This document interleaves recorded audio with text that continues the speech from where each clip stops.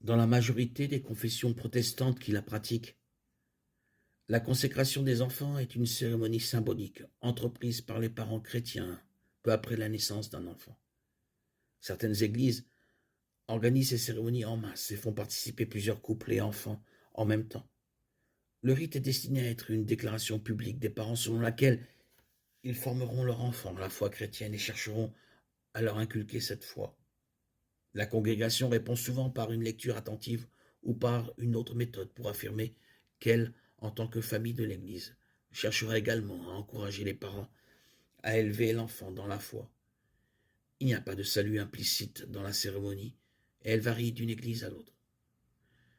L'idée de consacrer un enfant au Seigneur peut certainement être trouvée dans la Bible. Anne était une femme stérile qui avait promis de consacrer son enfant à Dieu s'il lui donnait un fils, 1 Samuel 1,11.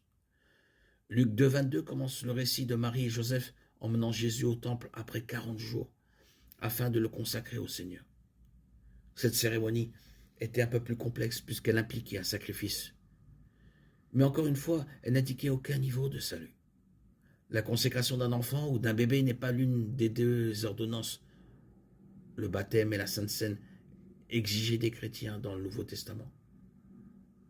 En tant que chrétiens, nous sommes baptisés et participons à la Sainte Seine en tant que signe extérieur et public de ce que Christ a fait en nous. Bien que la consécration d'un bébé ne soit pas une ordonnance officiellement instituée par l'Église, elle ne semble pas être en conflit avec les Écritures, tant que les parents ne la considèrent pas comme une garantie du salut de l'enfant.